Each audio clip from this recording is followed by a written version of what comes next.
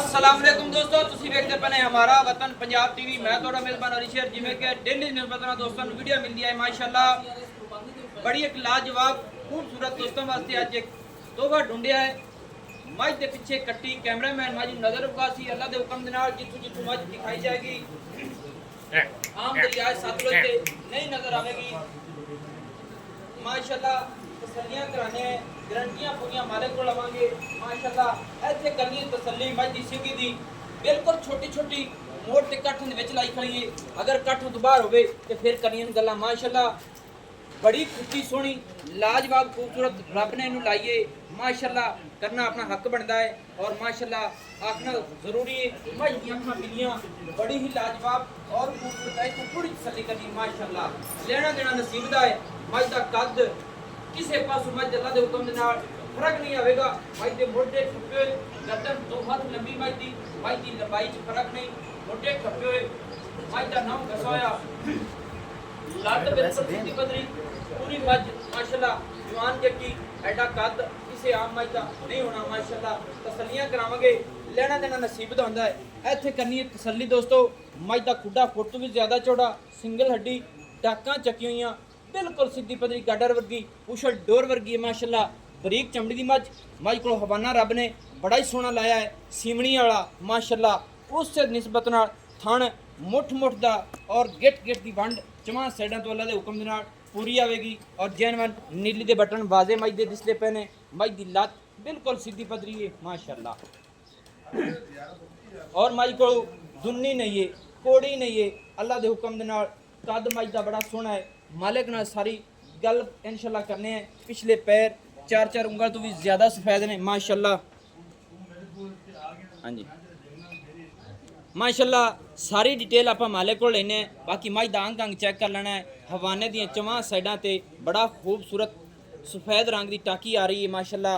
और मज की हर पासों हवाने की वंड तुसीं चेक कर लेनी है अल्लाह के हुक्म दे नाल पूरी है। मज की खूबसूरती रब ने बड़ी सोहनी बनाई है। और जिहड़ा सफेद फुल मज नूं रब ने लाया है बड़ा ही कमाल दा है। मज दे बारे मालिक नाल करने सारी गल्लां। आओ भाजी अस्सलाम वालेकुम जी। अच्छा भाईजान पहले नंबर ते दोस्तों मज अपनी कितवा सुबह सुई हुई है? ये दूसरा सुबह सुई हुई है माशाअल्लाह। कितने दिन हो गए सुई नूं? 5 महीने हो गए। थल्ले मज दे की है कट्टी है सो माशाअल्लाह। अच्छा हाजिर टाइम मज दूध कितना करदी पई है? ये करती भी है तकरीबन 11 गड़वी 11 लीटर करदी भी दोवां टाइमां दा। ते मज क्रॉस होएगी 5 सुबह चोलो 5 शामी 5 सुबह चोलिए 5 शाम नु चोलिए ठंडा दूध माशाअल्लाह।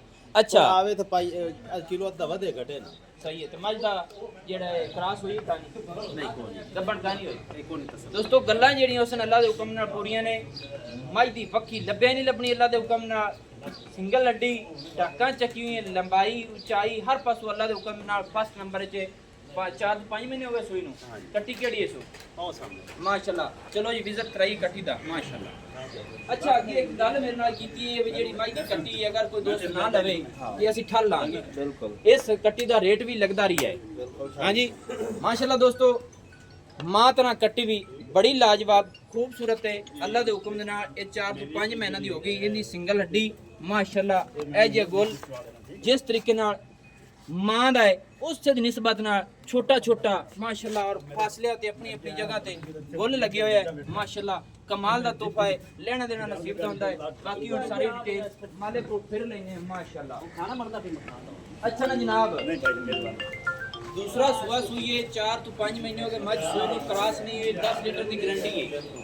मज दा रेट 10 मुहब्बत फुआरा चीड़ी होवे अपनी मैं छड्डे फुआरे हर पास मज अल्लाह दे हुक्म नाल पूरी। कोई थाना दा वादा घाटा होवे जिम्मेवार सही है। बाकी मैं तोड़े सामने है माशाअल्लाह। वो वेखण वाले आपे वेख वैसन भी तोबा है कि नहीं है माशाअल्लाह। ये जी मैं खास दरिया दी नहीं लगती औखी है। बाकी तोड़े सामने भाई दा रेट दसो कितना है? 8 लाख रुपया इहदे विच कोई है मुहब्बत? फाइनल कोई थोड़ा बहुत हो जाए मौके ते माड़ा मोटा माशाअल्लाह। दोस्तों जेड़े दोस्त मेरा शौकीन ने शौक करते ने एडी मझ आम किधरे लब्बे तो मैंने दस देना है अल्लाह के हुक्म दे नाल। लंबाई ऊंचाई हर पास मझ पूरी आवेगी। हवाना थण बरीकत नस्ल जात अल्लाह के हुक्म दे नाल पूरी है। ਨੰਬਰ ਆਪਣਾ ਹੁੰਦਾ ਹੈ WhatsApp ਵਾਲਾ 0301 6529 776 तहसीलो ज़िला अपना बागपतन शरीफ है। डाक खाना होता दोस्तों की खातिर अच्छी और बेहतरीन वीडियो लेके हाजिर होंगे। अल्लाह हाफिज़। पाकिस्तान जिंदाबाद।